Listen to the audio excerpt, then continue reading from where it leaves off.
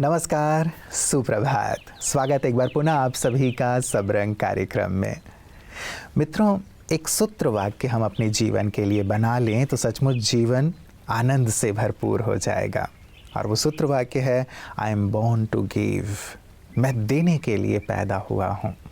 वैसे भी हम देवताओं के वंशज हैं और देवताओं का हाथ हमेशा ऐसे दिखाया जाता है, ऐसे कभी नहीं दिखाया जाता। वो देवता हैं देने वाले, लेवता नहीं हैं लेने वाले।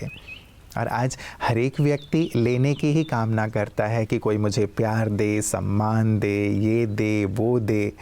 और जैसी वो कामना रखता है वैसे ही हर एक कामना रखते हैं, तो कौन किसको दे। इसीलिए कलाम जी एक बहुत अच्छी बात कहा करते थे। वो कहते थे कि हम लेने की बजाय यदि देना शुरू कर दें दूसरों को तो सचमुच हमारे जीवन से, समाज से सभी समस्याओं का निदान हो सकता है।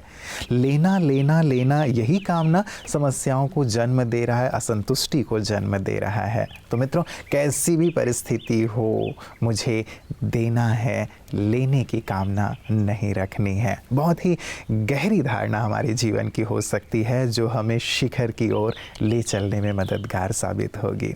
और यही है आज का सुंदर सुवाक्य भी। आइए सुनते हैं। ओम शांति। महाकवि तुलसीदास जी ने कहा है कि तुलसी पंचन के पिए, घटे न सरिता नीर, धन दिए धन ना खुटे, जो सहाय रघुबीर। अर्थात जैसे पंछी के पानी पी लेने से नदी का पानी कभी कम नहीं होता, वैसे ही धन दान करने से कभी भी मनुष्य का धन कम नहीं होता। क्योंकि दान करना एक परोपकार है जिससे मनुष्य को दूसरों की दुआएं और परमात्मा का आशीर्वाद प्राप्त होता है। इसलिए दानी मनुष्य के सभी भंडारे सदा भरपूर रहते हैं। परंतु आजकल की व्यस्त व संकुचित जीवन शैली के कारण मनुष्य बहुत स्वार्थी हो गया है। वास्तव में ये स्वार्थ ही मनुष्य की विभिन्न तकलीफों का मूल कारण है। इसलिए यदि आप सभी सूर्य की तरह चमकना चाहते हैं, सागर की तरह भरपूरता चाहते हैं, वायु की तरह वेग चाहते हैं, तो हर परिस्थिति में दाता के समान सर्व को सुख दे, शांति दे, प्यार दे, सहयोग दे, तो आपका जीवन खुद ब खुद संपन्न हो जाएगा। ओम शांति।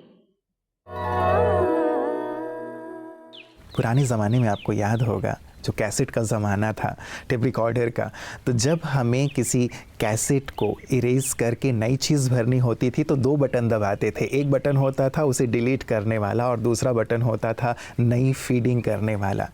तो हम अपनी पुरानी चीज़ों को जब तक डिलीट नहीं करेंगे तब तक नई चीज़ें कैसे भरेंगे। बहुत ज़रूरी है मित्रों गहराई से चिंतन करने की कि पुरानी चीज़ें, पुरानी बिलीफ सिस्टम जो हमें असफलता की ओर ले जाती है उसे अब हम मिटाएं और नए बिलीफ सिस्टम को भरें जो हमें सफलता, सुख, शांति की ओर ले चले। इसी पर सुंदर प्रकाश डाल रहे हैं आज डॉक्टर गिरीश पटेल जी।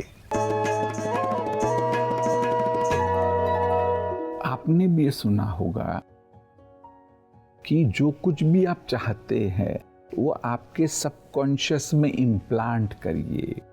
यहाँ अगर सिंपल लैंग्वेज में, आम लोगों की भाषा में कहना हो तो सबकॉन्शियस को हम कहेंगे डीप माइंड, डीप कॉन्शियसनेस। और अब यहाँ पर एक कैच है। कई बार जैसा सिखाया जाता है सेमिनार्स में, व्यक्ति वो थॉट इम्प्लांट करता है, वो एफर्मेशंस देता है, परंतु यहाँ गलती क्या होती है कि जो नेगेटिव बिलीफ सिस्टम पहले से है उसे वो निकालता नहीं है, उसे वो दूर नहीं करता है। उदाहरण के रूप में एक बाल्टी में गंदा पानी है, उसमें कितना भी अच्छा पानी डालो वो पानी गंदा ही रहने वाला है।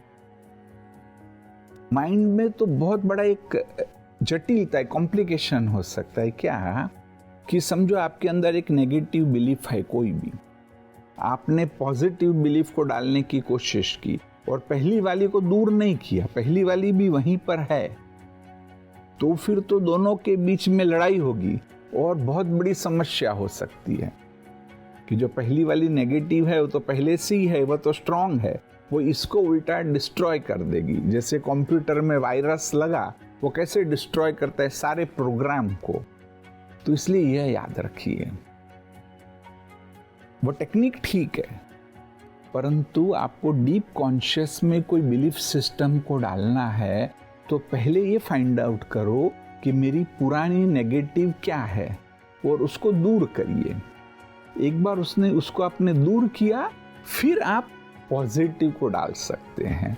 उदाहरण के रूप में बहुत ही कॉमन है कि लोग अपने आप को स्वीकार नहीं करते हैं, सेल्फ एस्टीम की कमी होती है। तो पहले तो उसे दूर करना है और फिर आप पॉजिटिव इमेज को अपने आप में इम्प्लांट कर करके एक बहुत ही अच्छे व्यक्ति बन सकते हैं कि जो एक सम्मान से भरपूर हो। मित्रों, आज नवरात्रि का 5वां दिन और नौ दुर्गा स्वरूप में आज देवी स्कंद माता जी की पूजा अर्चना होती है। स्कंद माता पालना की देवी, हम सबको पालना देने वाली। एक होता है जन्म देने वाली माँ और दूसरी होती हैं पालना देने वाली माँ। तो नौ दुर्गा के इस स्कंद माता स्वरूप से माँ दुर्गा हम सब की पालना करती हैं, हमारी जीवन में स्नेह घोलती हैं, हमारे जीवन को संपूर्ण रूप से विकसित करती हैं, हमें मातृवत पालना देकर के हमारा संपूर्ण विकास करती हैं। साथ ही स्कंद माता जी को ज्ञान के व्यवहारिक स्वरूप के रूप में भी याद किया जाता है। मित्रों, ज्ञान केवल सुन लेना पर्याप्त नहीं है, लेकिन ज्ञान को जीवन में लाना वो महत्वपूर्ण है।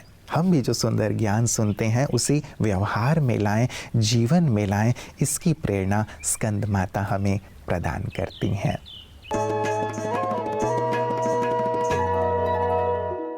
ओम शांति। नवरात्रि के 5वें दिन स्कंद माता की उपासना करते हैं। उनके दोनों ही हाथ में कमल है जो हमें संदेश देता है कि आज की इस कलियुगी तमो प्रधान दुनिया में रहते हुए भी जैसे कमल पुष्प कीचड़ से, पानी से अलिप्त रहता है, इस प्रकार हमें भी इस दुनिया में रहते हुए अपने जीवन को विकारों से अलिप्त, पवित्र, न्यारा और प्यारा बनाना है। चलें इस शुभ संदेश को जीवन में धारण करते हुए हम नवरात्रि का 5वां दिन मनाएं। मित्रों, लोग कहते हैं कि पैसा रखो बुरे वक्त में काम आएगा, लेकिन सत्य तो ये है कि ईश्वर को अपने साथ रखो तो बुरा वक्त ही नहीं आएगा। कितनी प्यारी सी बात है ना। पैसा फिर भी बुरे वक्त में काम आए ना आए कहा नहीं जा सकता, लेकिन यदि ईश्वर साथ होंगे तो बुरा वक्त ही नहीं आएगा, इस बात की तो पक्की गारंटी है। क्योंकि या तो अंधकार होता है या प्रकाश होता है। ईश्वर प्रकाश हैं, यदि वो हमारे साथ हैं तो विपदा आपदा हमारे जीवन में आ ही नहीं सकती, और यदि आएंगे भी तो हमें शिक्षा देकर आगे बढ़ाने के लिए आएंगे, जिसका कोई भी नकारात्मक प्रभाव हमारे जीवन में नहीं पड़ेगा। और ईश्वर को हमेशा कैसे साथ रखें, यही शिक्षा ब्रह्मा कुमारी संगठन के द्वारा दिया जाता है। और उनकी सेवाओं को हम देखते हैं पीस न्यूज़ हाइलाइट्स में। संयुक्त राज्य अमेरिका के ओहायो स्थित सिनसिनाटी शहर में 15वें हिंदू मंदिर एग्जीक्यूटिव्स कॉन्फ्रेंस का आयोजन हुआ। विश्व हिंदू परिषद अमेरिका के द्वारा इस सम्मेलन का आयोजन किया गया, जिसमें ब्रह्मा कुमारीज को भी आमंत्रित किया गया। आज विश्व में सनातन धर्म की स्थिति चिंताजनक हो गई है। अपने धर्म के महत्व और श्रेष्ठता को न जानने के कारण ज्यादा से ज्यादा लोग अपने धर्म और संस्कृति को हीन समझकर अपनी मूल संस्कृति को छोड़कर पाश्चात्य संस्कृति को अपना रहे हैं। सनातन धर्म जो कि वास्तव में आदि सनातन देवी देवता धर्म है, उसकी महानता और श्रेष्ठता को स्थापित करने के लिए ब्रह्मा कुमारियों ने सम्मेलन में अपनी बात रखी। बी के सिस्टर रंजन ने अपने वक्तव्य में कहा कि जब भारत में अधार्मिकता होती है तो अंत में भगवान को प्रकट होकर सच्चे देवता धर्म, राज्य और देवता संस्कृति की स्थापना करनी पड़ती है। उन्होंने ये महत्वपूर्ण संदेश दिया कि आध्यात्मिकता की शक्ति और राजयोग अभ्यास के माध्यम से भारत में स्वर्ण युग फिर से आने वाला है। उन्होंने मुख्य ग्रंथ गीता के संबंध में 4 मुख्य राजयोग चित्रों को भी संक्षेप में समझाया। सम्मेलन के अंत में बी के रंजन और साथी बहनों ने सभी आयोजकों और मंदिर के पदाधिकारियों व पुजारियों को राखी बांधी और ईश्वरीय प्रसाद भी दिया। मित्रों, ईश्वर का साथ हमें दाता बना देता है और आज हम देने की ही बात करते आ रहे हैं। शुरू से देने वाला देवता होता है, देने वाला ही सचमुच ईश्वर का सच्चा पुत्र होता है और हम सब तो ईश्वर की संतान हैं, तो देते चलें। तो प्रतिदिन हम एक शक्ति की बात कर रहे हैं मित्रों, तो आज सहयोग की शक्ति की बात हम सभी को दें और देने में आज सहयोग देने की बात। सहयोग देना भी एक बहुत बड़ी शक्ति है, बल है। जहाँ कहीं भी हम देखें किसी को भी हमारी आवश्यकता है, हम उन्हें सहयोग अवश्य प्रदान करें। बाहरी तौर से भी सहयोग तो मानसिक रूप से भी सहयोग।